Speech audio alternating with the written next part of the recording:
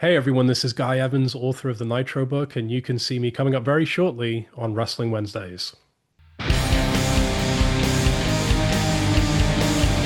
Hello and welcome again to the latest episode of Wrestling Wednesdays. I am incredibly excited to be joined by a superbly talented writer who has gifted us the insight into the ups and downs of WCW like no one else before. He is the incredible author of Nitro. Won't remember the full long title of that first one, but you can get the expanded one as well. Beyond Nitro, the Gratitude book with Eric Bischoff, and he's got a new book coming out soon that we'll hear all about, which is looking into the Hulk Hogan story. You may have also seen him on the Who Killed WCW series on Vice. It is the wonderfully talented and super detailed writer, Guy Evans. Guy, pleasure to have you on the show.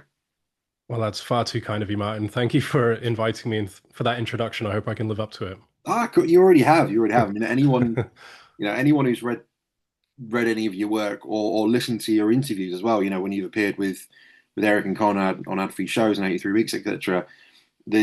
You've got a passion obviously for wrestling, which is great to hear anyway, but it's the amount of work you've put in, and as those guys know how much it matters to do that level of detail and that much care into what you're studying.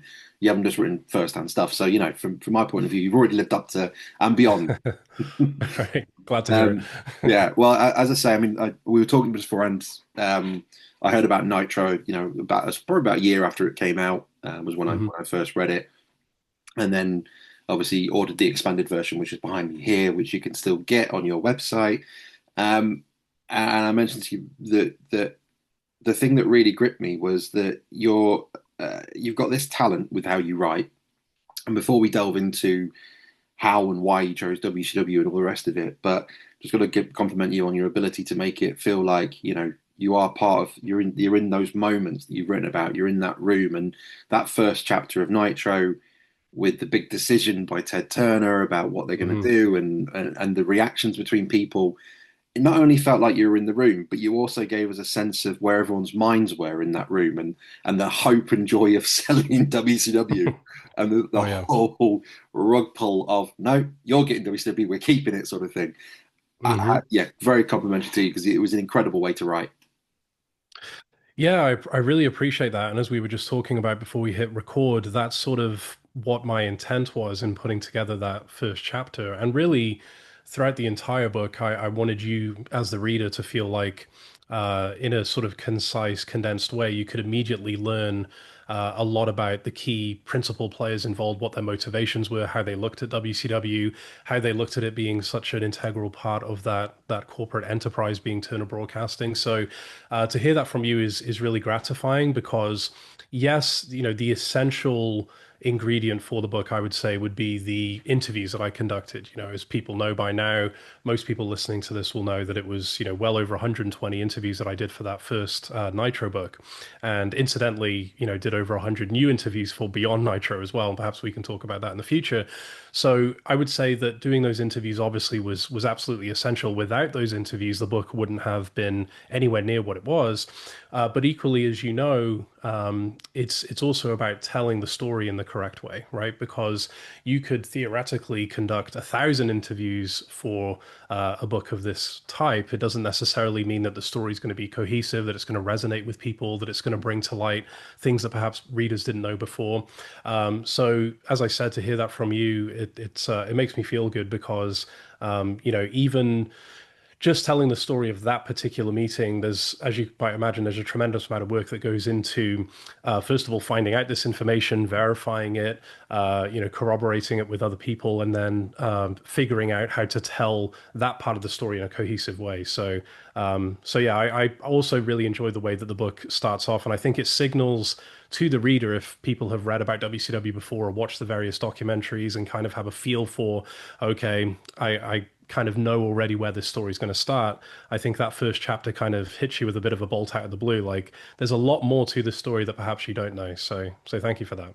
No worries. Yeah, I mean, I come from a film studies and filming background, and from my point of view, I read books, and it felt like you were taking Nitro. It felt like you were so good at creating these protagonists and taking Mhm. you from it was almost like you were following a timeline, and then you would take us somewhere else, and give us a little Hmm. bit of background on that one particular person or a particular moment that happened, and you'd make it relevant to why they suddenly made a decision or what they were doing in this timeline that you're following along.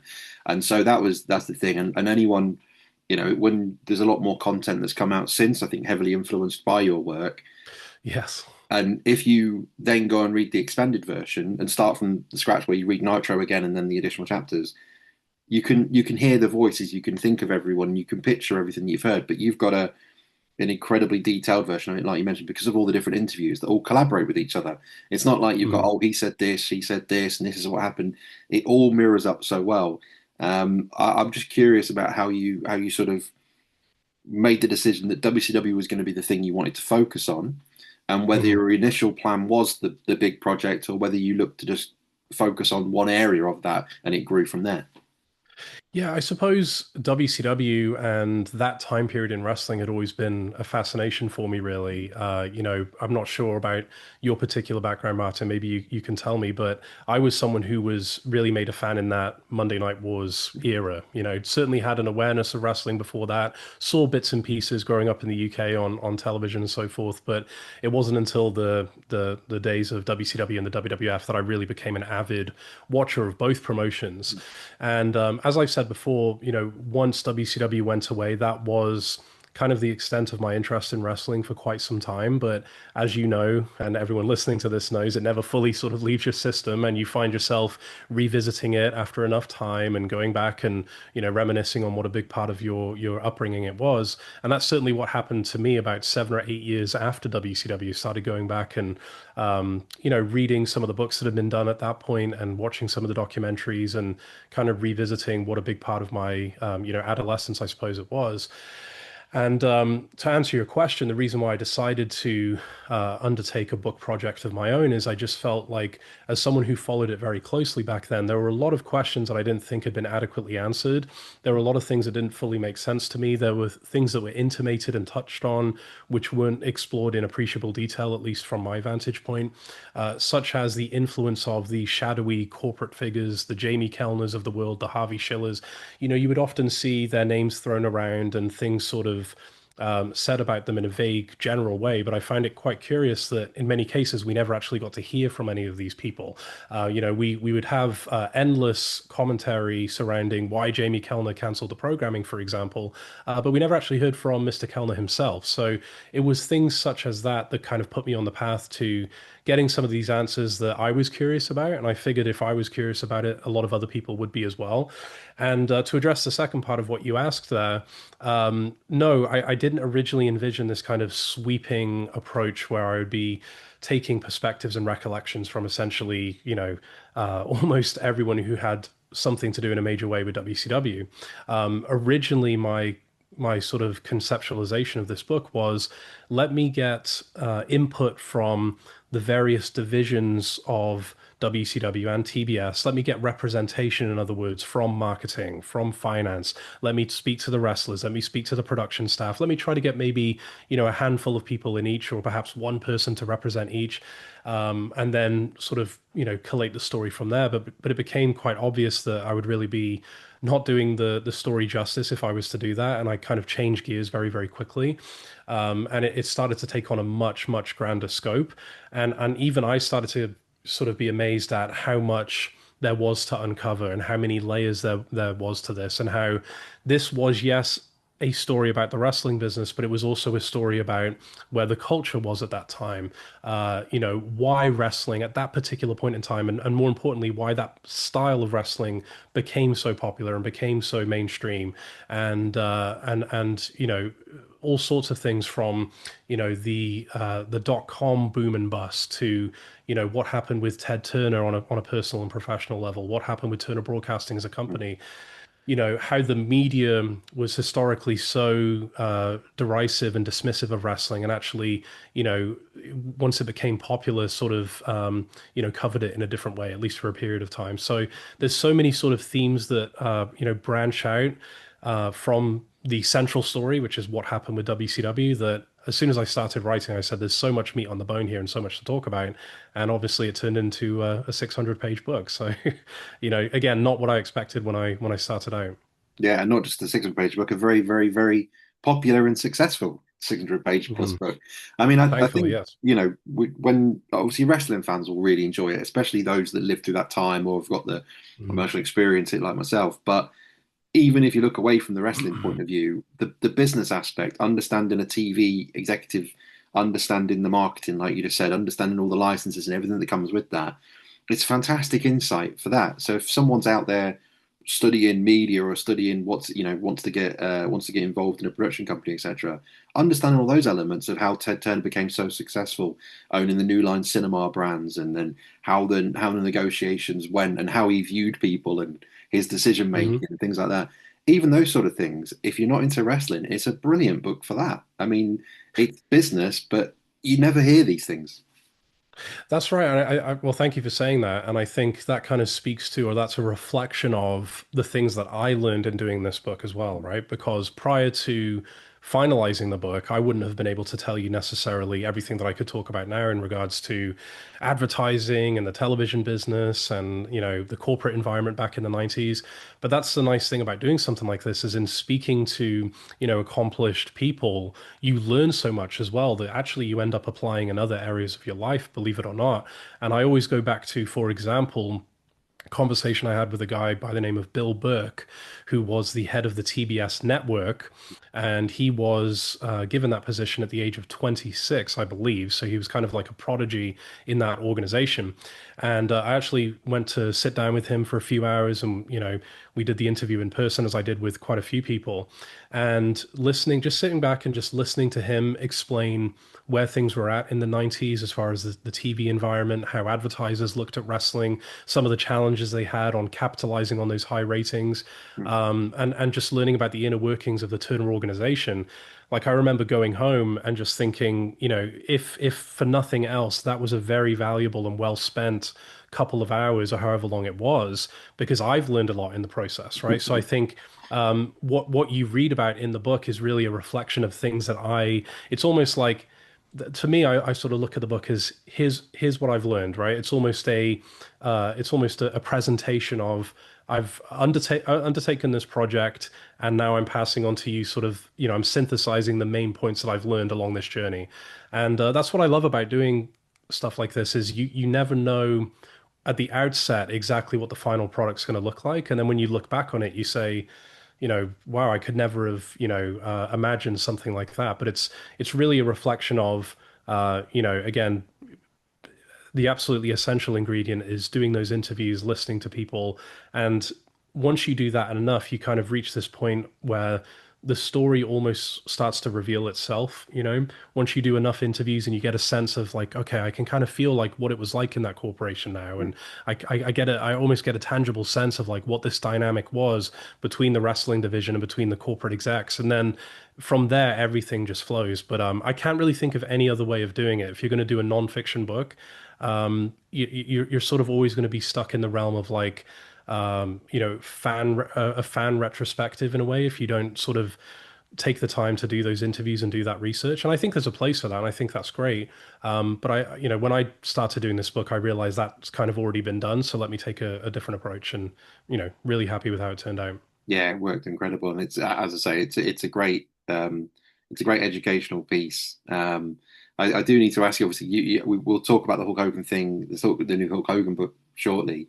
But Hmm. you asked me about my wrestling. Hulk Hogan got me into wrestling in the early '90s because of I was obsessed with other things outside of wrestling, and he got me into wrestling because of who he was. And then I Yeah. went away, and then in the mid '90s, it was Shawn Michaels, Bret Hart, and then that whole, like you mentioned, in the UK, we had the ability to watch Raw on Sky Sports or recordings on a Friday night, and then you could go Hmm. to Bravo and watch WCW Monday Nitro. So we were always like a Hmm. few days behind or whatever. But that period of time, it just became everything, and then it suddenly became pop culture. Your Hmm. I would love to find out what your memories are of that period of time in terms of what you really enjoyed, the book aside and all the research aside. Hmm. What was it in those few years? Who were the characters and the matches that sort of that hooked you and got you into watching it on a regular basis? Yeah, I mean, back then, I think what really appealed to me, and perhaps you're in the same boat, and people listening to this will be in the same boat as well, is, the presentation of wrestling at that time, I think, was such that the excitement that would be generated by the live crowd was not too dissimilar from what you would see at a real sporting event, if I Mm, could use that term, right? yeah. It wasn't this sort of like ironic, we're all in on the joke. Oh, this is the part we're supposed to cheer. This is the part that we're supposed to boo. Those crowds were really reacting like they were at a real sporting event, and I found that really appealing. Just the way that the commentators covered the action. I think when you look at Nitro at its peak, you hear this term sports-like that's thrown around quite a lot. I think they really did encapsulate that quite successfully. Not all of the time. I mean, we had plenty of Dungeon of Doom and all of this kind of wackiness, right? And I don't think for anything like professional wrestling, by definition, it's not possible to have that feeling sort of permeate the broadcast 100% of the time. But I think they did a really good job of presenting it in a sports-like manner. And just the whole pomp and circumstance, the spectacle behind it, that's really what drew me in. For full disclosure, um, I was never the fan that was in it more so, for the matches, although I could appreciate a great technical match. I went back recently and watched the Chris Benoit and Bret Hart, the Owen Hart tribute match. And, I could watch that over and over again because that's to me, we don't have to go down the road of talking about Chris Benoit, but if we just isolated at that particular time, two absolute masters at their craft who can tell a story purely by their physical actions and what they're doing in the ring and don't need all of, the gimmicks that we saw at the time in the late 90s to try to get across what they were doing was important. I love watching a match like that, a Rey Mysterio and an Eddie Guerrero from, Halloween Havoc 97. But having said that, I was always more so drawn to, the pyro, the entrances, the excitement, Goldberg walking to the ring, the chaos of the NWO, the beatdowns at the end of the show, Sting coming from the rafters, because that was something that at that time there was no real comparable analog. You didn't have a lot of other programming that was doing that kind of stuff. And now it's just a totally different environment where it's hard, I think, for wrestling to do something truly groundbreaking and shocking because with the internet, we could probably find 1,000 things this week that were more shocking than whatever they're doing on Raw. So it's just a very different time in that respect. But what I do remember about that time in particular is, of course, as you know, in the UK, the WWF certainly had much more of a footprint than WCW did. And that was obviously not atypical to a European country. I mean, they were much more established throughout Europe, period. But I do remember a time around the year 2000, and this was after WCW had really started to go downhill. But if you recall, when the WWF went onto Channel 4 in the UK, I remember the awareness of what was going on really, increasing tenfold, where it seemed like perhaps a year or two prior, at the time I was in school, so you would you would have a fairly substantial portion of like your classmates would be talking about wrestling and talking about watching it on Friday nights or whatever. But once it went on to Channel 4 and the pay-per-views were free, if you remember, you had Sunday Night Heat that was broadcast on Sundays. Then it seemed like there was a period of time where everyone had some kind of awareness of what was going on, right? And so, it's kind of interesting to observe that at that time you had this delay that would occur where things that were popular in the States would reach our shores, but there would often be a little bit of a gap because the technological sort of constraints we had at the time. So by the time I think it really reached that sort of mass, that critical mass of everyone being aware of it, it was almost like at the very end of the wrestling boom. But certainly have fond memories of watching WCW on the TNT, the TNT Europe as they called it, Bravo as you talked about, the infamous WCW Worldwide show on Channel 5, which I know a lot of people in the UK that may have in fact been their introduction to WCW is like this absolutely insanely edited show that really mirrored the chaos that was going on with the Mm. company at the time. So again, what we're talking about is a set of circumstances that really is never going to be replicated again. You're never going to have a situation where we have to sit around for, in some cases days or in some cases, weeks to watch these shows and often in a haphazard manner and kind of make sense of them.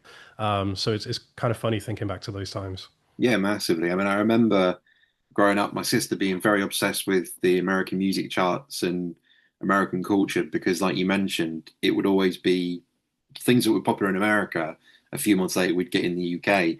And even back Hmm. then in the 90s, it was like films would come out in America. We'd have to wait till they came out in the UK for the cinema Yes. and even video releases, and then obviously later for DVD releases.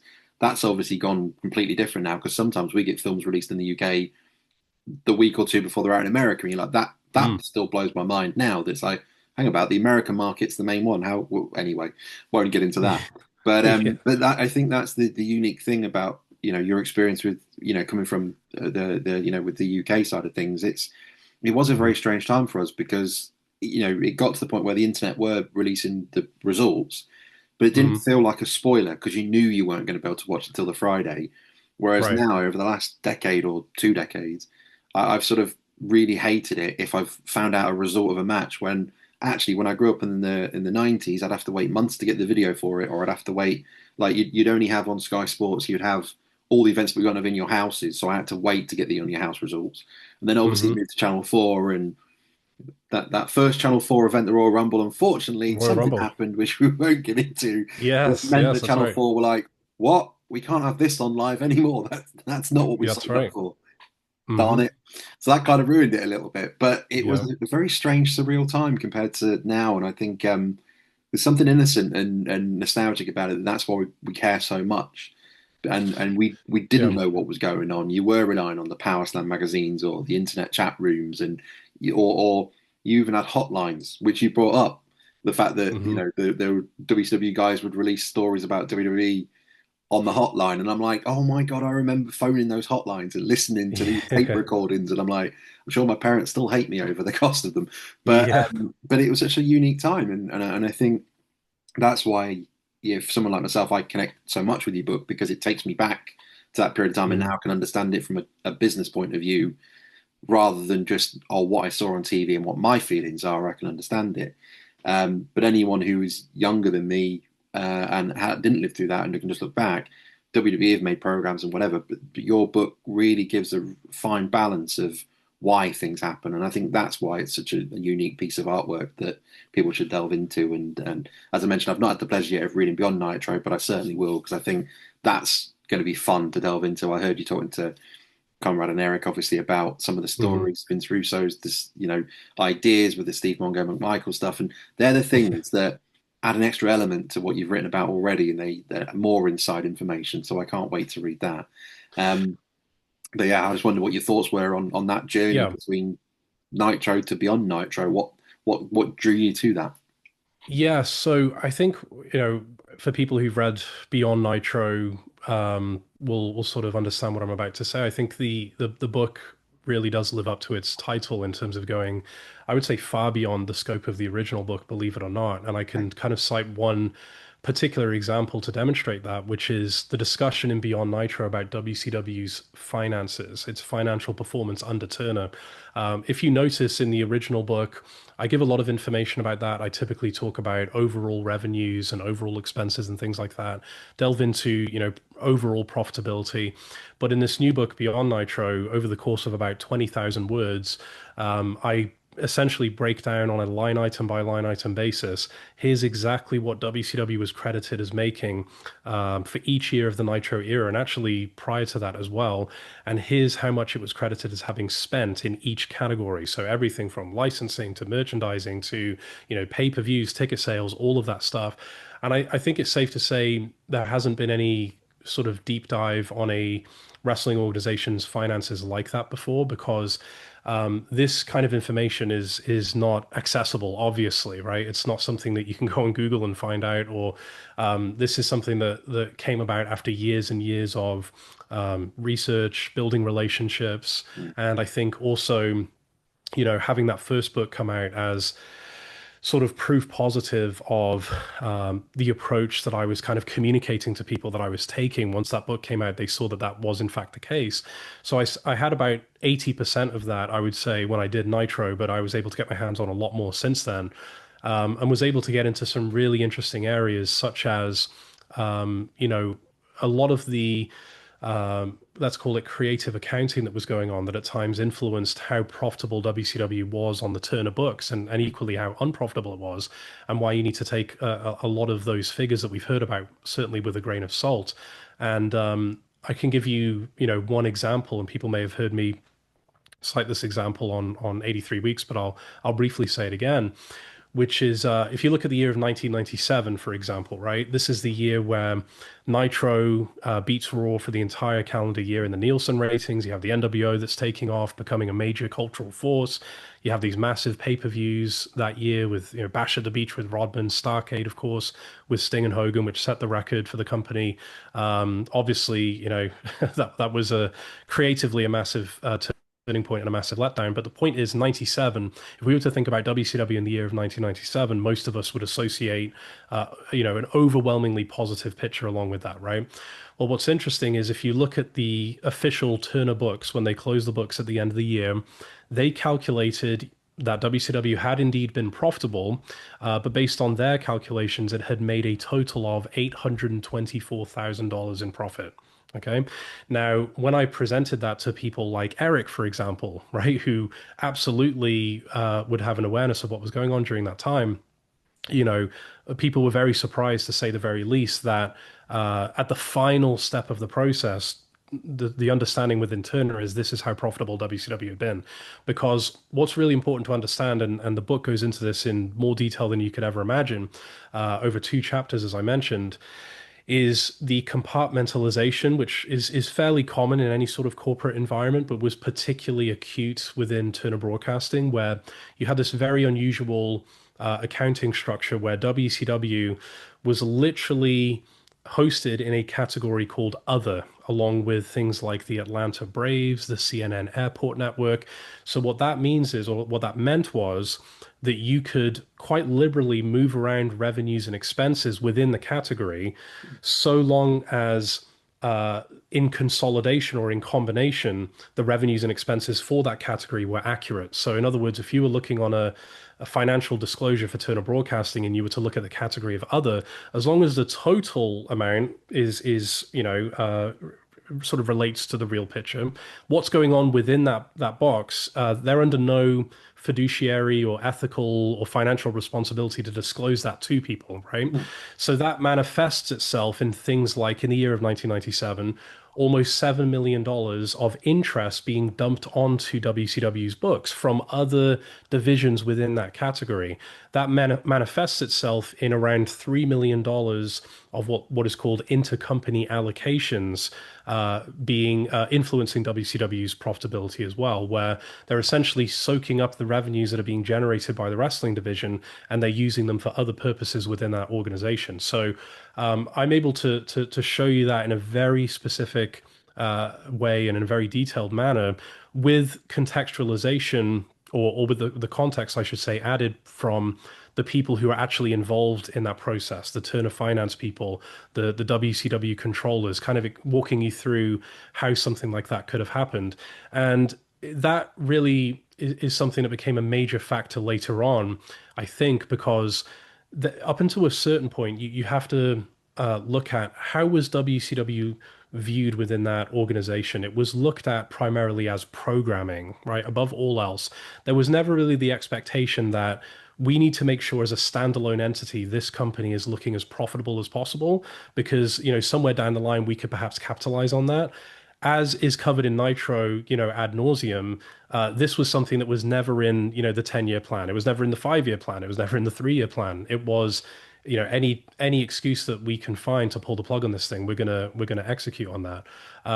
So what I'm getting at is you can argue that if its function is to be programming, then what does it really matter if we're taking, $7 million of interest that may have been actually a consequence of facility upgrades for the Atlanta Braves or something of that sort?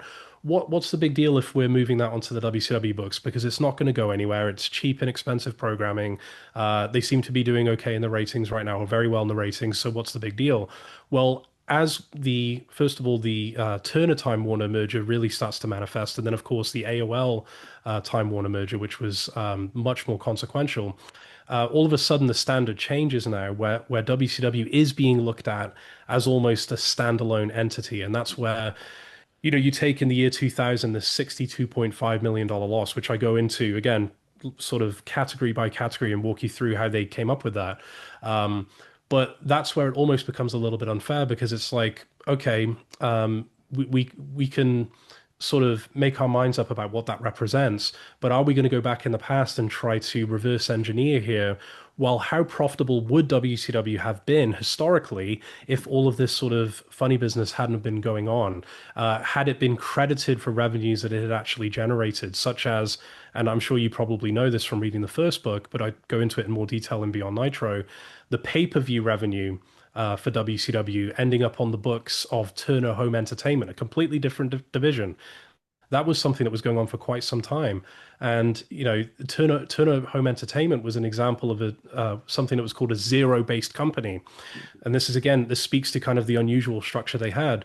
What does that mean? That meant that by the end of the reporting period, whether that be a quarter or a financial year, all of the expenses that had been accrued by Turner Home Entertainment had to go somewhere else, but yet it was still getting credited for revenues such as WCW's pay-per-views that it hadn't directly generated, right?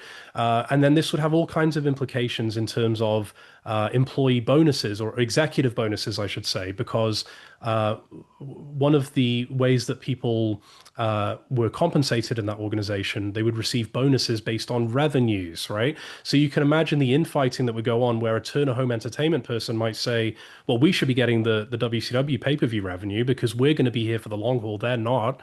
Of course, they're in that case, they're benefiting from that. But equally, their expenses are going somewhere else as well. So it's kind of easy to be leading a profitable division when your expenses are zero and you're getting money from other places, right? So all of that is to say, to summarize, more than one thing can be true at once. No one's saying that this gives WCW a get out of jail card, and you can say, look, the creative didn't matter. All of these supposed turning points weren't really turning points. It doesn't matter about Starcade, the finger poke, David Arquette, because all of this corporate chicanery was going on. No, the company certainly didn't help itself by eroding its paying audience and doing all of this craziness. But you also have to think about the dysfunction that I just described, and that's just really scratching the surface. Clearly that is going to have an impact on their ability to, you know, uh, put together a cohesive and coherent wrestling show with all of this uncertainty about its future and the insane pressure that they were on once things took a turn for the worse to turn it around. So I'm really proud of that Beyond Nitro book. And I think if you love the first book, again, you're going to learn so much more from reading that book because this is 7 more years of research, 7 more years of relationships, interviews. So I'm biased, but I would highly recommend it. Yeah, no, I will definitely get it, and then we'll have to do it. We'll do a follow up to delve into that particular book on its Yes. own as well, which would be really, really cool. I'm Yes. curious without obviously you've spent a long time, like you mentioned, building these relationships. So I won't. You don't have to answer it if it's going to affect those. But I've always had this feeling that a lot of this from the outside looking in, that TV execs in general don't really necessarily care about what fans think of a program. Mm. They just care about whether they view it as successful or not for whatever bottom line they work to, whether that's a revenue thing or a viewership thing or whatever else. So they're quite used to cutting programs that don't work or they Mhm. don't think is hitting the mark. Do you think that's where a lot of the execs at Turner at the time were with wrestling? Like this, we don't really care whether we're getting millions of viewers or not. This just isn't for us. Therefore, we're not interested in the programming, and it's only because the boss wants it that it's still here. If this was a drama series or a film, we would find a way to dump this by now and move on to the next thing. And we really don't care whether the fans are enjoying it or hating it. It's just it's just a pain in the backside to us to have it on the show. And do you think that's where they sort of let people down with? Yeah, I think what you're describing is not necessarily unique to that organization at that Mm, particular time. I think it's more reflective of the stigma around pro wrestling in general that still exists to this day. Much less so, I would say, when we're talking about billion-dollar streaming deals and Netflix, it's kind of hard to make the argument that the environment is the same as it was back then. But I think certainly at that time there was certainly a very negative stigma that came along with pro wrestling and who watches it, who enjoys it. Of course, as you can read about in the original book, it was considered lowbrow. It was mm, considered something that appeal to people that, don't have a lot of disposable income, that are not the most attractive consumers. Even though, just anecdotally, if you spend any time around wrestling or talking to the people that watch it, you'll see that the cross section of people that it appeals to will blow your mind, right? It's from people from every economic strata and from every walk of life. But that may not be immediately clear if you're a television executive that already has perhaps a preconceived notion about it. So I think there were a very, very small minority of people that were open-minded to trying to figure out what the appeal was.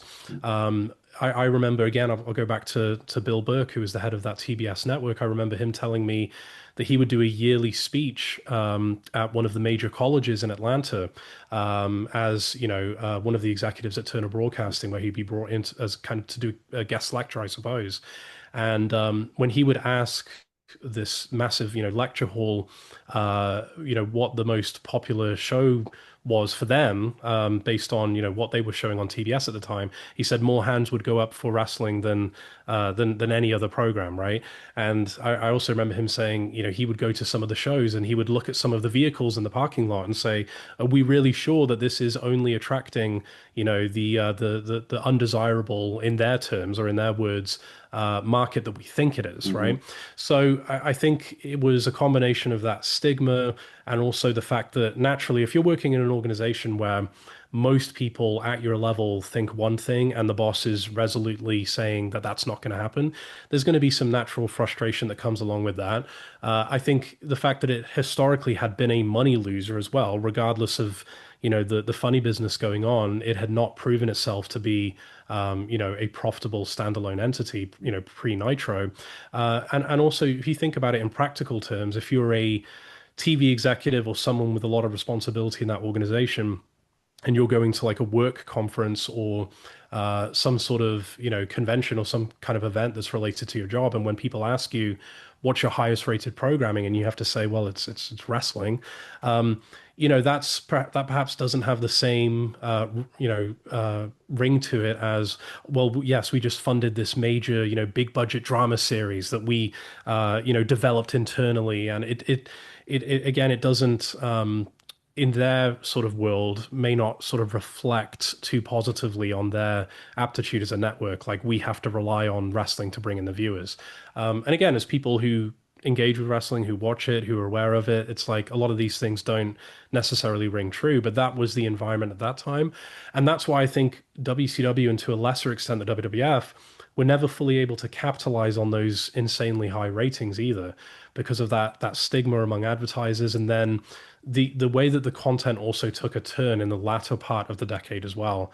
I think that's an element of this story which often gets forgotten about, is the fact that there was a toning down that necessarily did have to happen at a certain point. For WWF, it was late '99 when they started losing all of these big sponsors, the Coca-Colas of the world.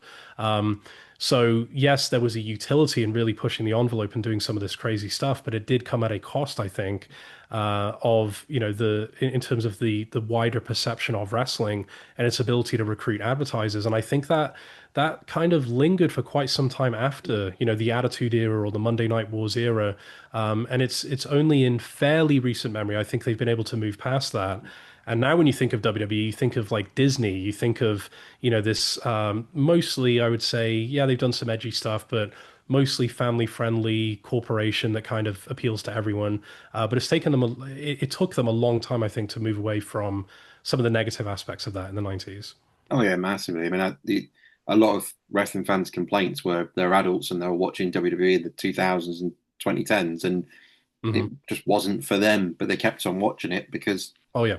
that was their thing to watch every single week. But you Hmm. kept watching it as almost if it's your football team that you're watching, and even if they're having a bad result, you still watch the game. You still have to keep going. But the Yeah. content was really hard to watch because it was aimed at families and kids, and you're there Yep. going, "Why am I doing this every week? What am I watching this for? It's awful." And obviously now it's a Hmm. bit more level. You understand it, but it's more unique. I'd Hmm. love to ask you actually about the ticket. There's a mention in Nitro, a discussion where the proposals put to Eric Bischoff about the fact that for house shows and tickets, the prices aren't enough, and even though they weren't making any money and not selling them, it's like, no, you need to triple the price of the tickets for the front rows because even the quote is about a girlfriend's not offended going to a show she's not interested in if more money's spent on the ticket.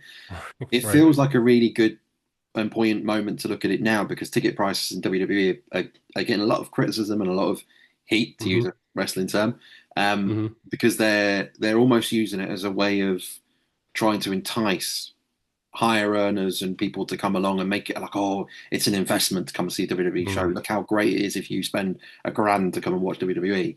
And we're having the same problem in football, in soccer in the UK, where there's this clash now where football's always been seen as a working class sport, but Hmm. people of all levels enjoy football and enjoy sport, but the ticket prices are going up and up and up and up, and Hmm. it's almost being used to entice. Well, we want corporates. We don't want season ticket holders. They're not as we don't make as much money on a match day from a season ticket holder as we do from a corporate that comes in, spends money in the store, and so on.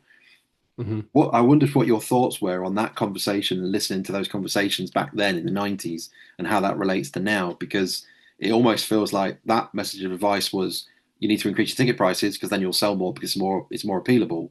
Do you think it's Hmm. gone too far now, though? Yeah. Yes.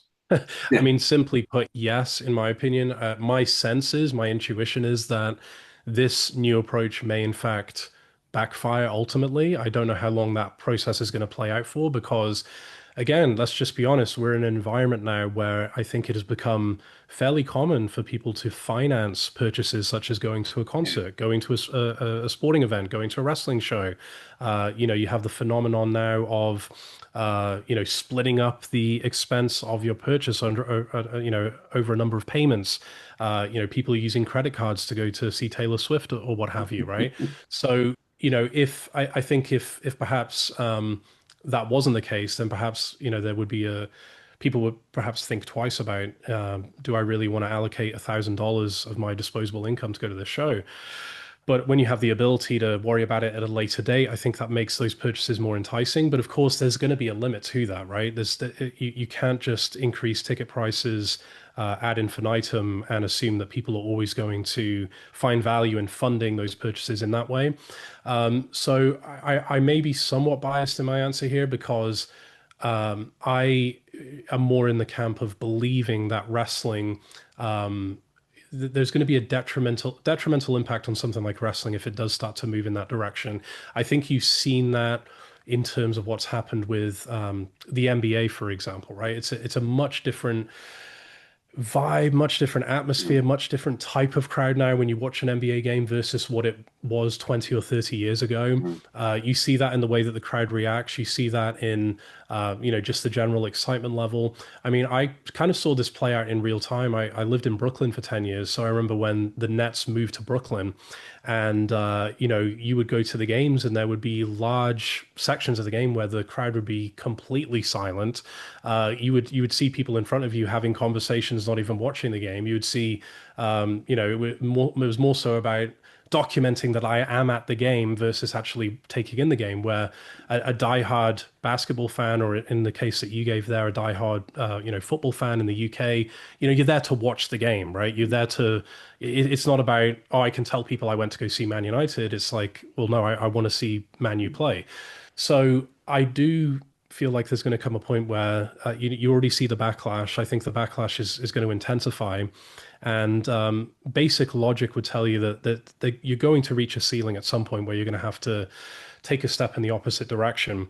And if you want to purely look at it through an economic lens and you want to remove sort of any sentimentality from it, you could say, look, we're a business offering a service or a product, and we are, people are voluntarily choosing, however they pay for these tickets, they are voluntarily choosing to pay these prices to come and watch us. So we would actually be irresponsible through that lens to say, well, we're going to reduce our ticket prices now to be nice to people, right? Because our job as a publicly traded company is to make money for our shareholders and make money as a corporation. So if we have the ability to do that, why are we going to pump the brakes on that initiative?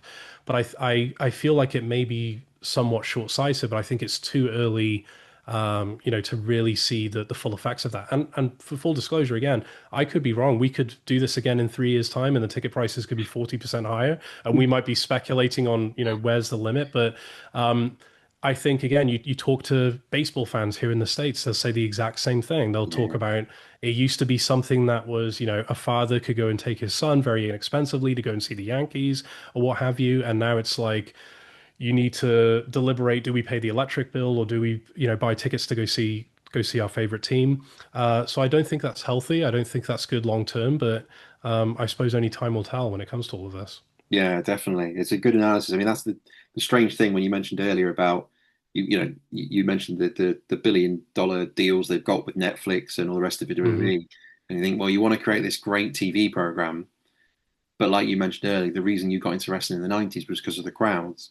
And if you Hmm. don't have a great atmosphere and if you don't have a unique crowd and you don't have that passion, because you lose Hmm. that, and it's just people wanting to be there for be their sake, Right. doesn't make great TV, and therefore you lose the whole industry and all the independent companies and everything that goes around it all do better when the big guys are doing better and the interest is Exactly. there because you've got more interest in the kids wanting to go at a weekend to the local shows and see the new talent they're going to Yes. develop into those guys.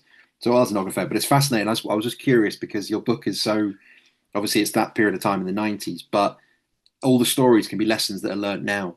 Um, And let me, if I could, may just add this as well, yeah, referring back to the book. If you recall, at the particular time that discussion comes about in the book, this is sort of late 95 as I recall, and there are discussions about should we take house show prices from $12 to $35, right? mhm, So yeah, even when you account for inflation, even if you wanted to double those numbers in absolute terms, that's still a fraction of the prices that we're talking about, right? So I think again the scale is important here. I think that line of thinking made sense at that particular time because relatively speaking, yes, on paper you're tripling ticket prices, but we're still talking about something that's relatively affordable. Whereas now, just like you, I saw some of these prices coming out for WrestleMania and some of these big events. And you're again, I think people are going to be in a position where they're going to have to evaluate, do I want to take my family on holiday this year, or do I want to go to Saudi Arabia or whatever and watch WrestleMania? And it's a bit of a shame that something like wrestling would end up in that place. But again, I have a feeling that can't continue forever. no, no, it definitely feels like a TKO kind of business model with Yes. UFC, and Yes. it's work. In their mind, it's worked with UFC. I don't feel it has. I feel I've lost interest in UFC. I don't normally Mm. share too many opinions on these things, but I just feel like UFC is not what it was a few years ago when it was hitting the Mm. heights of interest, and I think that it's the same with WWE. I think eventually it's going to be up and down until it levels out, Hmm. but we'll Hmm. see. We'll I'm see. curious with obviously you've built great relationships with the people you've interviewed because you've had the chance to interview them again, and for a lot of them, like you mentioned, it's the first time they ever spoke about their history publicly or Hmm. any involvement. Um, I definitely want to ask you about Eric and the gratitude book there. That's a really great read as well. But what were the sort of biggest things you learned when you spoke to the people you've interviewed from the execs all the way to the sponsorship sales guys, wherever. What were the sort of biggest takeaways you had from that? And then, is there one particular thing that you were most shocked by that you were like, "That's how that worked," or "How did that? How did you not view that differently?" I'm just curious about your emotions as you were going along these interviews. Yeah, I think there were a couple of things. I mean, as I've talked about or alluded to, previously today, I think the dysfunctional relationship between TBS and WCW, I had a sense of that from just being on the outside looking in and listening to others talk about it. But once I really started to go in the weeds and explore that relationship, I got a much more visceral sense of what that was all about. And I think as you read in the book, there's direct quotes from Turner executives talking in their terms about how they looked at it as a redheaded stepchild. They were embarrassed by the programming. They sort of, I think at one point, a TNT executive says, we sort of turned our nose up at wrestling, if we're being honest, right? Because we didn't see it as something that was highbrow and prestigious, which is what they were trying to do as a network. And I suppose if I, not to defend that mindset, but if I could try to be charitable, I would add that if you think about it again in practical terms, if you're being recruited to join an organization, or in this case, a TV network, whose mission statement revolves around the fact that we're trying to produce programming and put programming on the air that is, would appeal to a more sort of affluent demographic. And we want to be seen as the gold standard with regard to cable TV programming, which was literally their mandate. You can kind of see where they would say, well, this is at odds in terms of what we're trying to do as an organization. You told me that I was being brought here to do this, but then all of this focus is going on wrestling as well. So, again, not to defend that, but I can kind of see why that would contribute to some of the confusion and some of the frustration. But the other point I think that really surprised me and something I developed a much greater appreciation for was how integral a lot of the production people were at WCW, and by proxy WWF as well, and really every wrestling organization, but also the mechanism by which a lot of the most memorable ideas and moments and storylines were generated. So I know that sometimes as wrestling fans, we like to picture in our head the idea of, a conference room with a storyboard and all of these storylines are intricately laid out for the next 6 months. And we're going to do this in week one, then we're going to do this in week two. The reality is, for better or worse, a lot of the storylines and angles that we look back on as being the most memorable and things that we would consider as being sort of genius storytelling at times were things that were very, very spontaneous and were evolving and were dynamic and were often related to what had occurred the previous week or what had occurred the previous show.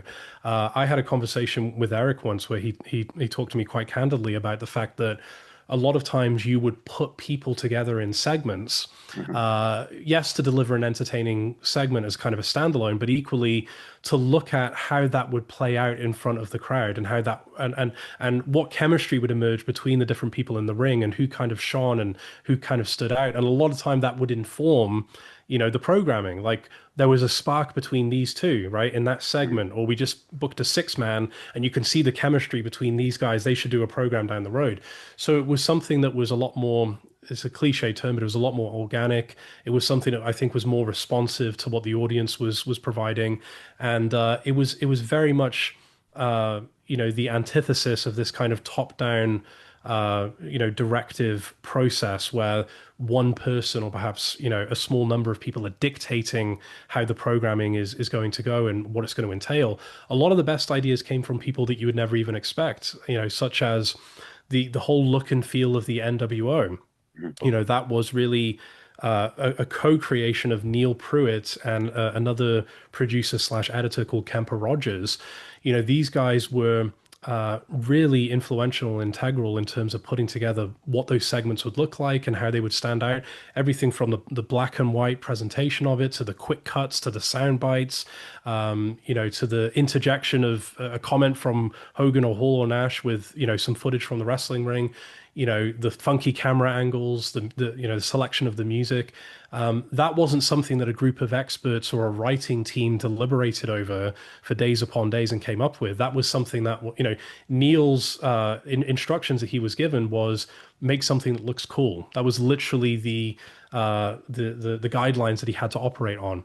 And so that, there's a double-edged sword here because when things were running really smoothly and the company was on a hot streak, I think this really added fuel to the fire. The fact that they were adopting this kind of open, creative environment where good ideas could come from anyone. They were responsive, they were dynamic, as I talked about. But where this really became a detriment to the company, I think, is when the WWF started to come back in the ratings. Mm. And I think whether it was, more so due to the pressures that were coming from on high, meaning the corporate people, or whether it was, lack of aptitude of some people who were involved with the wrestling division. We can speculate about that, but I think you clearly saw this sort of mad dash to try to turn things around in like a week, right, or on the next show. Once the WWF started to really pull away, you started to see things being done purely for shock value as opposed to having any logic behind them. Just look at the original Hogan turn at Bash at the Beach, right? Obviously one of the most shocking moments ever. But if you really sat there and analyzed it, you would say this makes perfect sense from a storytelling standpoint, right? The idea that, as Hogan said in his promo, who knows more about that great organization up north than I do, right? Mhm. The fact that he's joining these invaders ostensibly to take over WCW, he's referencing in that same promo the reception that he's got over the past couple of years since he came into WCW and the fact that it hadn't really been clicking, right? Tony Schiavone saying, I wonder if this was a big plan, from 1994, essentially, right? I'm paraphrasing, but all of those things, click together in a very cohesive way where instantly it made sense. Mhm. You contrast that with later on when they would do things like Bret Hart has turned heel and joined the NWO. Why? He's not going to tell us why. He's not going to give us a reason, right? It's just something to perhaps pop a rating for the following week. Or, Sting and Lex Luger are going to join a version of the NWO. Later on, we had Goldberg turning heel for reasons that were never fully explained. It's like, if we were going to be critical, we would say they almost sort of lost track of all of those steps that sort of necessarily have to be taken in order for something not to pay off and just skipped right to the end, the shock value. And there's always going to be diminishing returns, I think, when you adopt that stance. And by the time we get to David Arquette winning the belt, that's like the purest manifestation of what I'm talking about. So I say all that to say that when things started to take a turn for the worse, that probably was the occasion for a more deliberate strategy to be adopted and perhaps more of a long-term thought process to come into play as opposed to this week-to-week stuff. And obviously that never really happened. And I think that hurt WCW in a major way, not only in terms of what we saw on the screen, but also in terms of the perception of the people who are actually working there and the wrestlers themselves. They knew that what was being done on this particular show may or may not be carried forward the following week. They knew that things were changing on the fly, sometimes during the course of one single episode of the programming. And so it's kind of hard to get that buy-in and hard to get that enthusiasm and sense of excitement when you know this is probably going to be thrown out a week from now. And not only that, the guy telling me to do this 3 months from now, he's going to be out of a job anyway, and someone else will be telling me to do this. So it did become pretty cataclysmic, I think, in the last couple of years. But these were all things that I wouldn't have been able to talk about or have any kind of awareness of, prior to doing the book. Yeah, no, it's really cool. Thanks for sharing all that. And that's the incredible thing about when you read it, because you get all that across in there, and it means that Mhm. we can learn from your learnings. It's great. Mhm. Before we get into the relationship you got with Eric Bischoff and the Hulk Hogan Yeah. that we've teased a couple of times now, we will get to the Hulkamania. Um, I'm really curious to ask you about who killed WCW, because for me, Yeah. Vice don't fund, and the idea doesn't come up with the guys that made Who Killed WCW and even the Dark Side of the Ring series without Guy Evans writing and releasing Nitro. Genuinely, Mhm. that's how I feel about it. And I also think your book influenced a lot of the launches of podcasts in 2018, 2019, and a lot of the discussions that then took place. Mhm. But first of all, I wonder what your thoughts were on what it was like to be involved with Who Killed WCW. And Mhm. secondly, are you able to reflect on the influence you've had with the book you've written? Do you even realize that that's what people like myself think, that you've influenced all of that? Well, I mean, it's obviously gratifying to hear that, and it's, again, what you kind of hope for when you sit down and put something like this together, that it would be influential in those terms. Mhm. Um, yes, I mean, I have seen the same thing that you have, and I think, whenever, I mean, I think if you go and look at Nitro, if you look at Beyond Nitro, you'll see that. Um, I'm very explicit and very detailed and very specific about, in addition to my own research and in addition to my own learning, here are the sources that have also helped me in terms of putting together this project as well. And I think anytime anyone does give you a tip of the cap and acknowledges that, it's like, absolutely, I support 100% of what you're doing. Sometimes that doesn't always happen. I remember, I've never talked about this before, but I do remember one day someone tipped me off to the fact that there's this major podcast that I believe is still in existence called Business Wars. I'm not sure if you've heard of it, where they sort of take, McDonald's versus Burger King, Coke versus Pepsi, and they do sort of an audio case study about that conflict. And someone emailed me one day and said they'd done an episode about WCW and the WWF, and they're talking about all of these things that are in your book, right? Including the way I believe they started that story was referencing chapter one of Nitro, as we talked about, the meeting. And so I said, oh, this is interesting. So I decided to listen to it based on that recommendation. And I noticed there was, at no point during the podcast, in the description of the episode, is there any sources that are cited as to how we put together this episode. And so when you see things like that, you realize you do have to be careful and guarded sometimes with what you put out there, even in an interview like this, Mm, because mm. there are people and there are entities that will try to use that for their own purposes. Um, So just a heads up for anyone who may listen to that podcast. But in the case of Vice, it was totally different because they were very explicit early on. The people who were involved in the Who Killed WCW effort as saying this is what influenced us to treat the story in this way. And because they were public in doing that, someone like an Evan Husney was very public and very open about saying that. To me, it's like, okay, well, now I'll do everything I possibly can do to make this show as good as it can be. Because I appreciate that. Because if I was in that position, I'd be doing the exact same thing, right? I wouldn't be pretending that I came up with all of this on my own. So, in having, some initial discussions with them, they first reached out to me about a year before it actually aired, and they were talking about they'd like me to be interviewed for the show. But seeing as I again had an understanding that what they had conceptualized had really been based on the book, and because they were open in telling me that, and I could sense that, we both kind of agreed that perhaps a bigger role was needed here. So I ended up working as like a creative consultant for them, and I helped them, secure a lot of or a number of those really important interviews for the show, and they, did a great job of sending me early cuts of the show, and I would write back these, many pages long of notes, and they were very good about implementing some of those changes and being really receptive to that feedback. So it wasn't a ceremonial like, yeah, let's we'll send him the early cuts and see what he has to say. I mean, I feel like they really took on board the feedback that they were getting.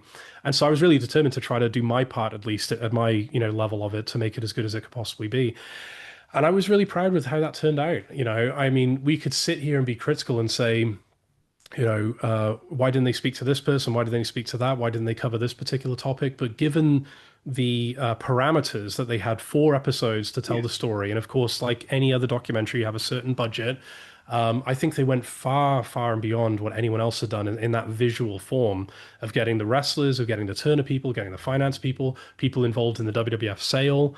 So I always ask myself the question, if someone's going to be critical about something like that, compared to what, right? If Mhm. it's compared to Utopia, everything is going to fall short, right? But if it's compared to the WWE documentaries or anything else that's been done, again, I think it stands apart. And I think they were very fair in giving everyone a hearing and incorporating various viewpoints and understanding that a lot of this stuff is subjective and trusting the viewers to leave the series perhaps making up their own minds about things, which I think at appropriate times the book does as well, right? There's certain instances where, one person may have a recollection of something, another person involved in that may see it totally differently. And so you try to give both sides a fair hearing. And unless there's an objective record that you can point to that disproves one of them, it's like, well, you as the reader now need to decide who's more credible in this instance, right? Now, that's different if someone's totally inventing something out of thin air and talking about something that isn't factual. But when it comes down to someone's perception of something, right, I think all you can do is give everyone that space and then trust the reader. And I think they trusted the viewer with a number of those things. So the bottom line is, I was really proud to be asked. I was flattered that they asked me to be a part of it. I was very, very impressed with their professionalism and the love and the care and the passion that they put in that series. I could be wrong in saying this, but I believe that there were 2 people who were the archivists who literally went back and watched every single WCW show, at least during the Nitro era, and used that as part of their research in terms of selecting clips and different moments. And everyone from the people who put together like the outline for the story to Evan himself and all the producers, like they really put everything into that show, and I think people need to know that this was not like, oh, let's just do something quickly to capitalize on the little bit of interest that's left out there about this. There's a lot of interest that remains about WCW, and I think that was really reflected well in the series. So yeah, I was very proud of it. Really, really pleased with how it turned out, and just have nothing but good things to say about the Vice people, really. No, I'm pleased to hear that. It's nice because that means because I really enjoyed it, and so it's nice when that Hmm. connection's there and you can enjoy it even more. So it did feel like I say Yeah, when I went back to read again with the extended edition, I could hear those voices and I could listen to those voices while I'm reading your pages. So it was great. yes, It was a perfect combination. It felt for me. So yeah, I yeah. think it's a great series, and it shows the influence of your work and the detail you went into to create that because those ideas are sparked off the back of all your blood, sweat, and tears over the last Yeah. over the last decade or so. Um, Yeah, and I'm sorry to interrupt. I would just no say very problem. quickly as well. I like the fact that there was a sort of a human element to the way that they told the story as well, Yeah. right? Which I think now that we're talking about 20 plus years removed from all of these events, you have to think about a lot of people who were really into watching the shows back then are at Mhm. probably our age or older, where you've had some life experience, you've been out there in the workplace, Mhm. you've perhaps tried some things of your own, you have a family, you have your own sort of dreams and ambitions and so forth, and now you can look at someone, whether that be a Ted Turner or someone like an Eric Bischoff or someone in that sort of that level of responsibility, and empathize a little bit more than, let's say, in 2003 or in 2004 when they're covering this story, and you may be at the age where you don't have that same kind of experience or understanding, so you're looking at it purely as, well, I love this TV show, and then they started to do a bunch of dumb stuff, and I hate them for it. And now you can look back and say, wow, it's kind of rather commendable that this boom ever happened to begin with, right? We can sit around and say who's responsible and who killed WCW. And as you see at the very end of that last episode, everyone has a different answer. But if you're going to assign the blame, which is totally fine, you also have to understand that it was not a fait accompli that all of that success was actually going to happen, right? It was anything but that. So I like that there was that added sort of humanistic layer as well, which I think again just sets it apart from some of the other stuff that's been done. Yeah, no, it's very, very true and a very, very solid point. I mean, I still genuinely believe in no one ever goes to work trying to do a bad job or trying to fail. Yeah. And like you say, you might not resonate with something or you might not like it, but at the end of the day, everyone's gone to work with that. Even if they're not putting all their effort in, they're not going to work to perform badly or Right. cause a headache or make this struggle or whatever. They're doing the best they can at that moment in their Hmm. world, in whatever Hmm. world that is that they then work in. So yeah, I think that's a very, very solid point. I think more people need to think that way than the critical way. So No, yeah, that's absolutely. helpful to hear. Thank you. Of I was going course. to ask you about before you've got an exciting new book coming that you're going to start. You've got a launch to talk about for next this when this episode comes out, it'll already be launched. But as we're speaking, Hmm. we're about a week away from the launch. But before we Yeah. do that, Eric Bischoff. I mean, he's one of the most interesting people to listen to. One of the most successful people in wrestling. Like he talks himself, he's the only person who can turn around and say he beat Vince McMahon for maybe 3 weeks and that great Hmm. podcast, brilliant, brilliant talker. You've got a great relationship with him. You've obviously interviewed him. You've been on his podcast as well. You've written this fantastic book together called Gratitude. Hmm. I wanted to hear your thoughts on Eric Bischoff and have those thoughts changed since you first started talking to him to now when you've collaborated. Yeah, that's a very interesting part to this whole story that we're covering today as well, which is, prior to that original Nitro book coming out, the extent of our relationship was I interviewed him for the book.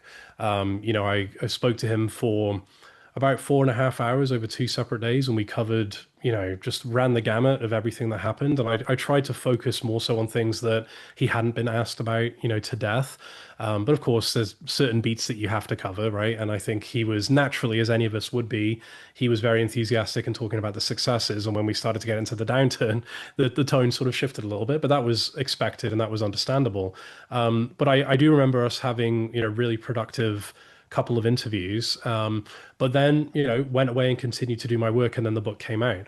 So I had no expectation around, was he even going to read the book? What was he going to say about it? The thought never even crossed my mind until one day. I remember it was in August of 2018. The book came out in July. And I woke up and it was like something's going on because I'm sure you have these days as well. You've got a million emails, a million notifications. It's like something's up, and I realized that it was they had published their latest 83 weeks podcast, Eric and Conrad, and they had both talked about the book in like the most glowing terms you could ever imagine, right? Mm, And Eric essentially told the listeners that, look, there's a lot of stuff in this book that was difficult to read about myself, and a lot of this was like unhappy for me going back and remembering some of this stuff and learning about some of these things that people are saying about me. But you got to go read the book because this is the story. This is what happened. mm, And I've said this before, and I can't think of any other word to describe kind of how I looked at that other than I just felt that was truly commendable. Again, I didn't work with Eric in the heyday of the 90s, right? So I'm gonna have a different perspective than someone who was in the trenches with him at that particular time, right? I can only sort of base my perception of someone around my experience with them, obviously. And I just thought, wow, would I do the same thing if someone wrote a book about an organization that I was the president of, and all of these people are talking about some anecdotes and some stories that are not the most favorable towards me, and there's a lot of content in here that criticizes what I did. I think probably the most charitable any of us could be in that situation would just be to ignore it. Right? We probably just wouldn't talk about it, but to actually go the other way and say no. Look, I'm going to take my feelings out of the equation here. You got to go read the book.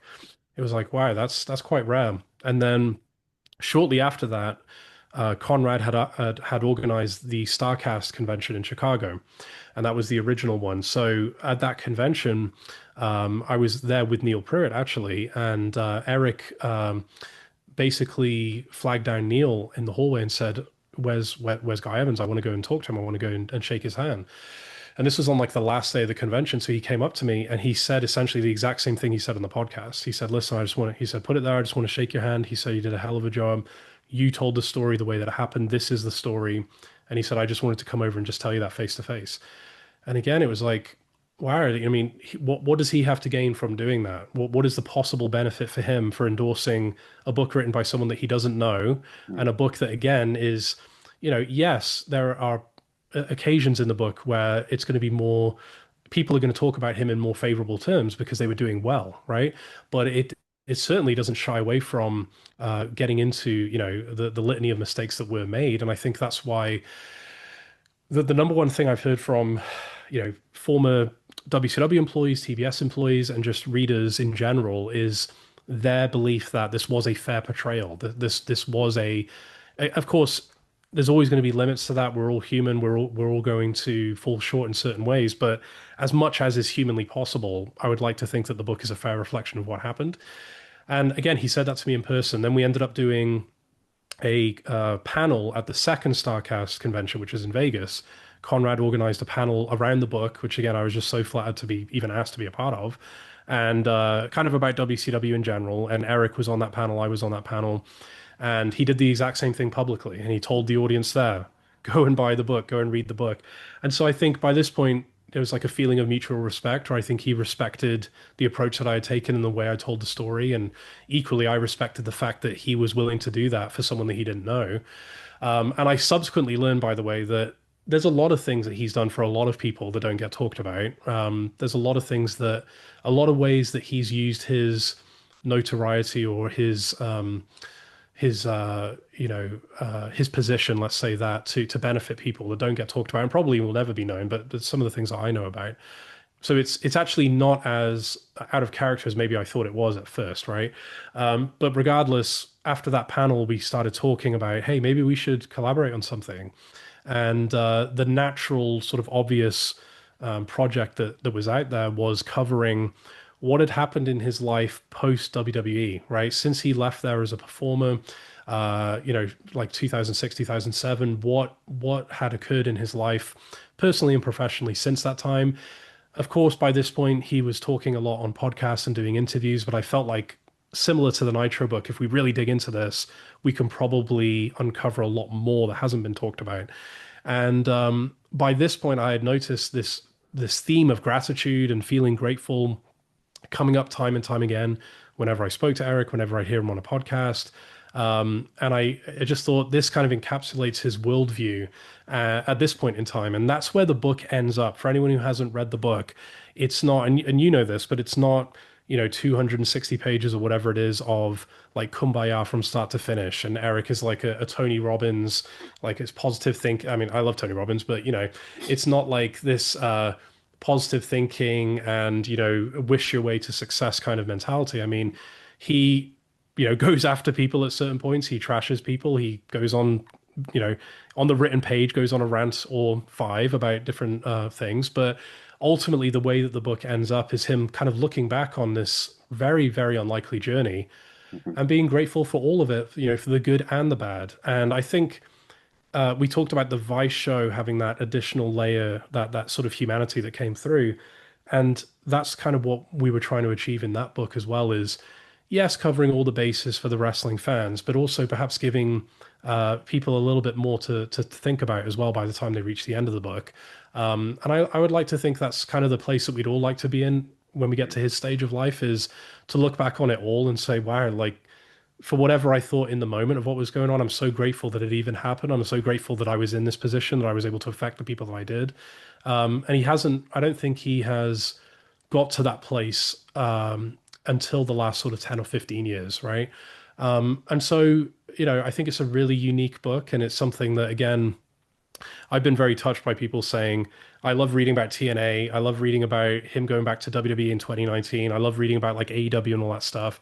But actually, I put the book down and I was like, just give me a couple of things to think about with my own life as well. And it's like, what more could you ask for, So it's very interesting and unlikely how that all came about. But I just wanted to take a minute to go through the chronology, because I think as time goes on, things can get lost in translation, and like context can get lost. And the one may develop the impression that, oh, Grateful came first and then the Nitro book came out. And it's like, no, no, no. Nitro came out first and then, we worked together. And I think that's really important, just keeping in mind if you haven't read, either of those books. No, that's really cool. It's a beautiful story, and that's one of the motivational things for me. I love the fact that he's recognized your genuineness and your hard work, and it's built that relationship, and it's great to hear because he does.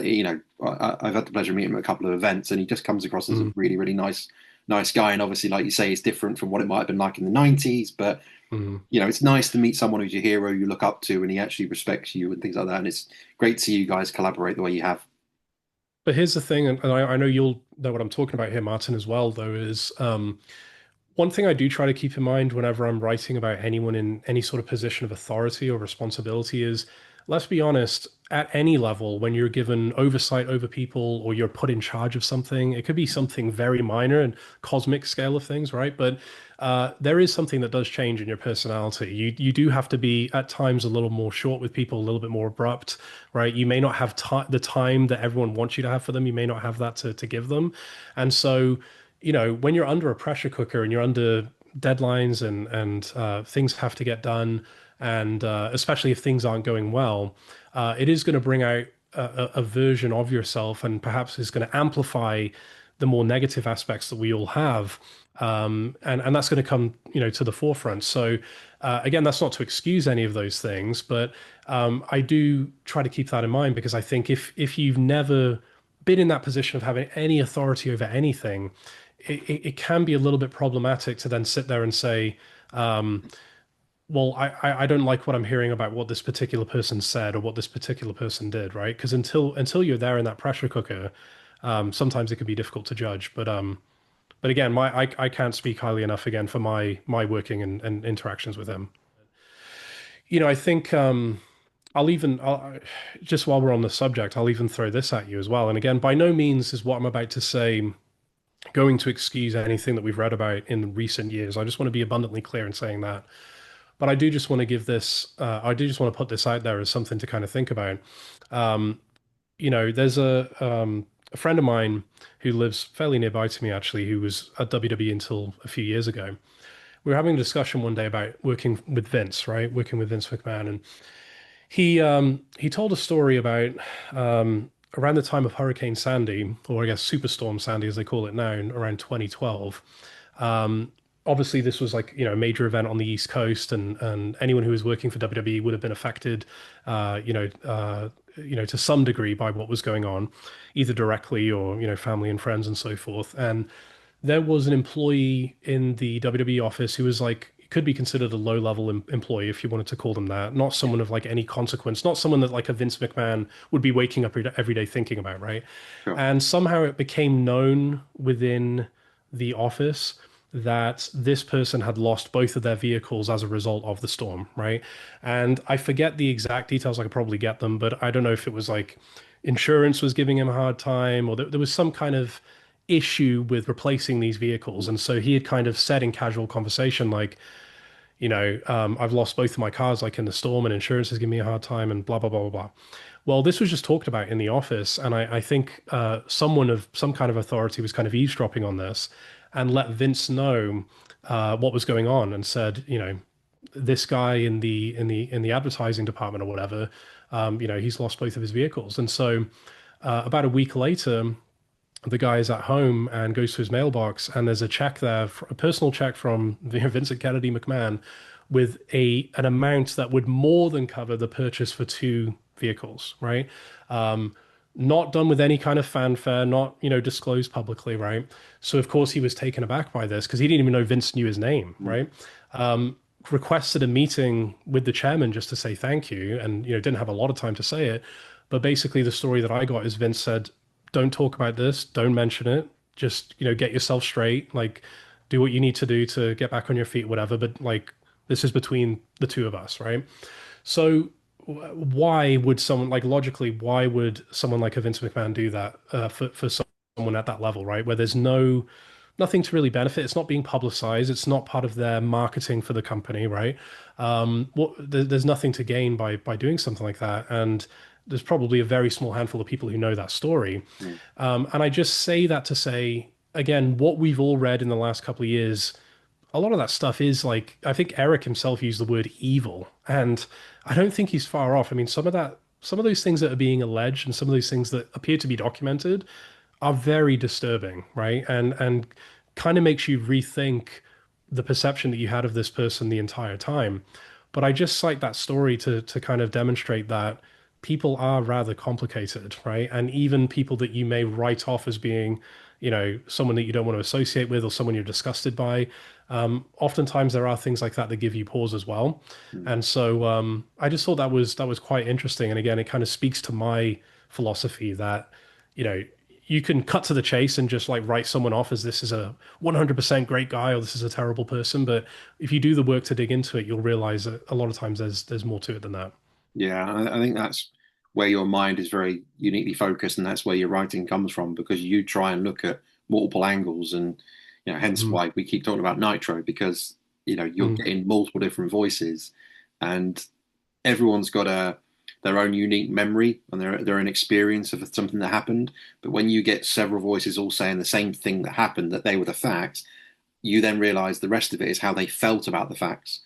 And yeah, something like exactly. you mentioned a minute ago, you didn't know Eric in the '90s, but obviously you know him now. He could have been a Hmm. very different person if you were run of the lad and you didn't have much time and he had to just cut you off short or whatever it might be.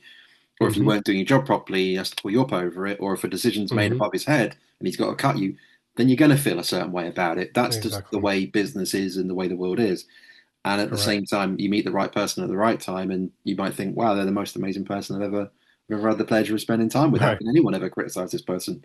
And I think Right. that's where, someone like Vince, who is, you'd probably say with, looking at a book that Ted Turner's someone you'd love to explore a lot more about, because Hmm. he is, an incredible self-made success story. And the Vince story is incredible. And obviously, I know there's a great Netflix documentary, but it didn't really touch everything. But there's something so fascinating about how he became, you know, how he even found out who his dad was and how he then his life changed. Hmm. And then he takes over the business and then he builds it the way it is and sells it. And then obviously this self implosion of whatever's been going on the last few years. And then you Exactly. hear people criticizing him saying, "Oh, he used to bully us back in the day." But then you hear all the stories of, "Well, he was a father figure to me." And you're like, who is Hmm. Vince McMahon? Like, because there's different people and the whole Yes. "don't sneeze around him" story. Brilliant. Love that. Love that. Yeah. Love that story. But I think that's where, like, when you read Gratitude, it's really good because it isn't just all about the good things. It's a reflection of how grateful Eric is of the life he's got now and the life he's lived and all those difficult challenges he had when he was trying to make a name for himself and struggling with money to where he is now and he's comfortable and has a beautiful Hmm. family and all that sort of stuff and good health and so on. And I think that's why the book is so cool because it's not like you mentioned, it's not just a pure positive story. It's not just everything's great. This is the world. This is how you need to live your life. It's almost like, Hmm. look, live your life however you live it, but this is what I've done and that's Hmm. why I'm happy now. But I had moments, and it's a great journey to go on. Yeah, and I think again, I look at it the same way that I think any of us would at the end of our lives, which is Mm, okay, there were some things that you may regard as more positive, some things you may regard as more negative, but on balance, when we look at the ledger, right, was it better or was it more so a positive that this person existed or not, right? mm, So I try to look at it in those terms, and that may lead us into sort of the whole code discussion possibly as yeah. well, because certainly there's plenty on both sides to talk about. But no, you're absolutely right. I think that's again where that book ends up, and he's certainly not shy about saying, "Hey, here are some of my shortcomings. Here are some of the mistakes that I made. You know, take responsibility for this, take responsibility for that."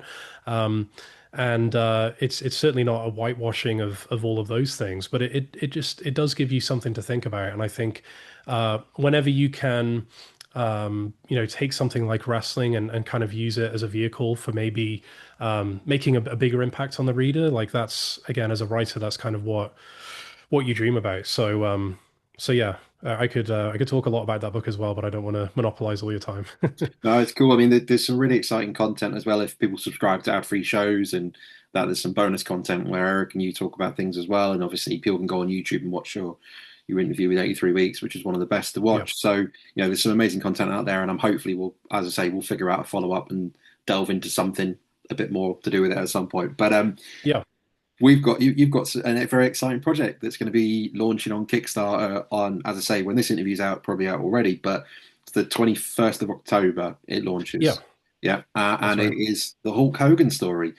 As I Hmm. mentioned earlier, Hulk was my guy. He got me into wrestling, and he's always been on this pedestal throughout throughout my adult life. And obviously, very sad loss this year. I know, like you mentioned, there's people that have different feelings about him, and maybe Hmm. they've got their reasons behind that. But to me, he's always been Hulk Hogan, the legend, the icon, the immortal, the say everything about him that I Hmm. love. And as I say, I won't get into the criticism of him just because I'm a huge fan and I'm very biased. So what you going Yep. to do?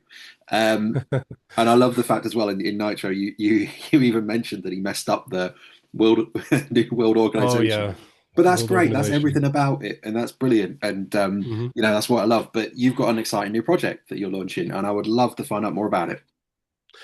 Yes, thank you for giving me the time to talk about it. So, as people are listening to this, we should be, the campaign will be underway. We're launching it on the 21st, as you mentioned, and looking for you guys, the listeners and prospective readers in this case, to help us make this a reality. So, what I'm envisioning is actually a series of books about the life, career, cultural impact of Terry Bollea, Hulk Hogan. So we're looking at a biographical trilogy, which to my knowledge hasn't been done in the realm of wrestling literature before. And I'm sort of inspired by looking at the genre of biographies more generally because it's not altogether uncommon for a major historical figure to receive that kind of treatment, right? Where their life story will be told over a series of books, each focusing on a distinct time period. And I've always kind of played around with the idea of doing something like that on wrestling. And actually, after finishing the bulk of the writing for Beyond Nitro, I started to dip my toes in the waters of this kind of project for Hulk, and started doing some like rudimentary research. And of course, went back and looked at my notes from all of these other books and realized, wow, there's tons of stuff here that couldn't make their way into the book because, of course, it wasn't, these other projects weren't Hulk Hogan focused exclusively, right? Although he had a lot to do with them. So I realized I have a lot of stuff there already. Started getting into my sort of research process and realizing there's a really rich story here. Got some people on the phone and talked to them about it. And I thought, okay, maybe this is, something that I can do in a sort of single volume even. But after he passed away, and then just looking at the response to that, which was legitimately a mass media event, right? I mean, just like everyone knew who Hulk Hogan was, everyone was aware that Hulk Hogan had died, right? Everyone. And this was something, I mean, there was even a someone on the radio here in Florida who made the case that for one day at least, that was sounds hyperbolic. And again, as time goes on, like people may forget what it was like, but for one day at least, that was the most discussed event in the Western world was Hulk Hogan had died, right? Even with everything going on with wars and the economy and everything else, it was like, the BBC announced it as part of a breaking news update. You had like the national broadcaster in Japan who are, doing a segment on it. You have the president of the United States releasing multiple statements about a wrestler, who's passed away. The vice president saying, "I was a Hulkamaniac in my youth." The governor of Florida saying, I mean, standing there at a podium at an official press conference talking about Andre the Giant and WrestleMania 3. And then, of course, a few days later, we're going to have a Hulk Hogan day, right? This is like totally unprecedented for, unfortunately, we've seen a lot of wrestling deaths, but we've never seen anything like that. So, looking at that response and looking at what a big deal it was and reflecting on it more, kind of revisited my earlier idea of doing a series of books, doing a trilogy. And I thought, well, if I'm going to do this, this is going to take obviously an awful lot of work and a lot of time. And just again, to be fully open and honest about it, it is going to require putting other things on the back burner. There are certain people that are always talking to in the wrestling business who would like to collaborate on something. I may have to tell some of those people to wait, or perhaps there may be opportunities that may not come to fruition because of this. But I see the opportunity to do something really special and really befitting of the importance that this guy had. Because, like him, hate him, love him, whatever, wherever you stand on him, you have to acknowledge that the story of how someone from fairly unremarkable circumstances rose to become legitimately one of the most recognizable people on planet Earth, right? Operating as a professional wrestler primarily, delving into how that happened and what were the forces that made that possible, and how important he was to the culture and to so many, young people at that time, and equally looking at the other side of the coin and, where things did kind of unravel and where things went wrong and how the widespread perception of him changed. There's so much ground to cover. There's so much meat on that bone because you're telling the story of this man, but you're also telling the story of how the culture changed, how the wrestling business changed, and all of the above over a time span of like 40 plus years. So I really see the opportunity to do something very, very special here. But I'm looking, like I said, to partner with as many people as possible to bring this to light. And I would like nothing more than to bring this to people, because if I have the ability to sit back and take my time to tell every aspect of this story with the detail that it deserves, and take the same approach that I have in these other books in terms of interviewing everyone under the sun and bringing to light a lot of new information, which I can see already with what I have is going to be the case here. This can be something that people will not only enjoy, I think, the first time, but I would like to believe it would be something that you can revisit over and over again as well. Which is one of the main compliments I've got about, the Nitro book and Beyond Nitro, is people feel that whether it's, a year later, a couple of years later, they can go back and enjoy the whole story like they were reading it the first time. And that's kind of what I envisioned for this as well. So if people are interested, which I hope you are, you can go to Kickstarter and just type in the Hulk Hogan story, which is kind of the working title, or just type in Hulk Hogan. And there's different levels that you can support the project at. I will say that one of those levels is a hardcover edition of all three books that is not going to be offered once the campaign is over. So we're only going to offer that for the duration of the campaign. Those will all be signed, and it's sort of a limited edition type of deal. So you may be interested in that. But if not, there's a bunch of different levels, and it doesn't matter if you're in the UK or the US, wherever you are in the world, you can support it. And hopefully, in 3 or 4 weeks, we'll be sitting here saying, okay, this is something to look forward to. And I really looking forward to getting into it myself. No, that's really exciting, and I think we know how how detailed you are in telling a story. So for you to be able to spend that time focusing on the ultimate hero of wrestling and someone that literally transcended the industry and became a Hmm. face all around the world, and wherever people know, people got into like me got into wrestling because of him or knew about wrestling because of him, whether Hmm. that's people that watched him on reality TV or films or TV shows, whatever it might be. I think it'd be incredible to know how you tell this story, and it'd be quite emotional to delve into that when you finished the whole thing and read it Oh and yeah. relive those moments and think. And it'll be really intriguing as well who you end up talking to and who Hmm. you end up interviewing. So we know we can trust you with to put together a very emotionally, delivered but factual story, and it'd be great to get this project working. So I'm very excited to see the launch of this, and fingers crossed you get all the support you need for it across the next month. I think a trilogy book would be amazing. There's so much to talk about, isn't there? Yeah, yeah, I think we'd be looking at, I'm looking at the Nitro book over your shoulder there. If you can Mm, picture three books of that kind of scope, yeah, that's kind of what we're looking at. So, it's going to be a pretty hefty read, I think, when it's all said and done. big Um, book. yeah. So, whether or not all those books will be able to go through your mailbox on release day, I'm not sure. We'll cross that bridge when we come to it. But no, there's so much to delve into, and there's it's such a rich story to explore. And I think a lot of times, for those of us who grew up in whether it's the US or the UK or any country where things have been like relatively stable compared to the rest of the world, I think Yeah, sometimes we sort of have a feeling that there's almost like this inevitability to things where like, well, if it wasn't Hulk Hogan, it would be someone else, right? Like if he hadn't have transcended and become this cultural icon, someone else would have been in that spot. Vince would have worked with them. The WWF would have become mainstream, et cetera, et cetera. And when you really sit there and look at it, you realize that isn't the case. And it has to be just like with, Eric being there at that particular time when Nitro was starting, right? Or you could even look at someone like a Vince Russo being in that particular spot at that particular time when Vince McMahon needed fresh ideas and needed a different approach, and he was there.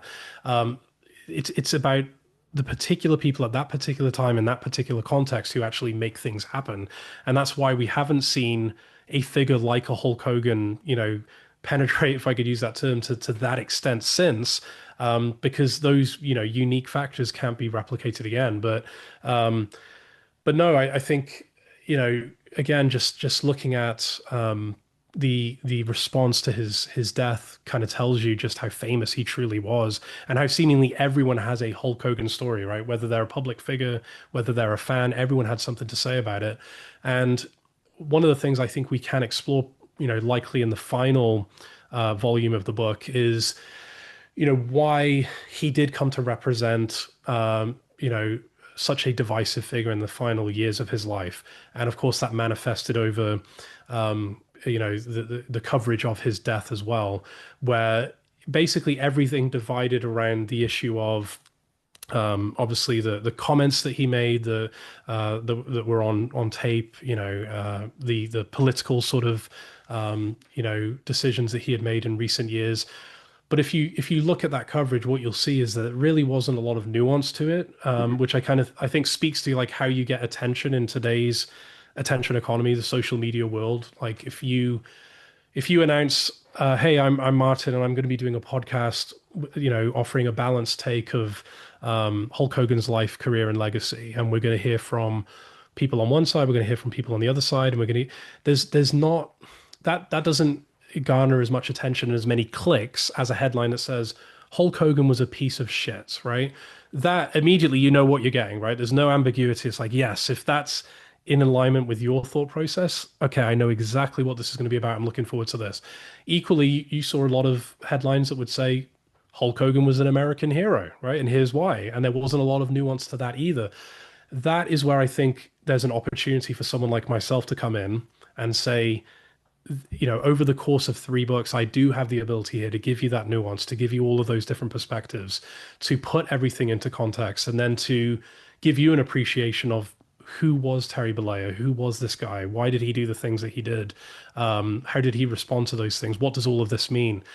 So, in a roundabout way, although I was like kind of disappointed that things devolved in that direction very quickly, by like day two, it went to he was a piece of shit versus he was the greatest guy ever. I also recognize, okay, this is where, again, I think a book like this can come to life and fill, that large gap for people. So yeah, really hope we can get it off the ground. Yeah, just without spoiling anything too much, is there a moment in Hulk Hogan's career or life that you're most excited about exploring, that you want to You delve know, into the most? There's a number of things because again, I haven't had the opportunity to talk about some of these or write about some of these time periods previously, whether that be, the AWA at the very beginning or WWF during the 80s, like the early 90s period before WCW, even the TNA years, which if people are interested in those years, by the way, there's a massive section of Beyond Nitro telling the story of that, the ill-fated Monday Night Wars Part Two, and I've got quotes from the Spike executives and TNA people, and spend a lot of time talking about that. But still, there's a lot more meat on that bone as well. Mhm. So I think again, all of the above. There's, of course, the WCW years are going to be part of this, but it gives me the license to, again, meet a whole different crop of people. Address content that hasn't been a part of my work previously. Even when it comes to his movie and TV work and working, on Rocky 3. And I mean, we could just go on and on and on. The controversies, obviously, in the last 10 or 15 years, there's so much to talk about. So there's not one thing that comes to mind, but there's, again, the opportunity to enter all of these different worlds. And the fun thing about this is, even though you can sort of feel what the final product is gonna end up being. You don't know exactly what it's going to look like until it's done.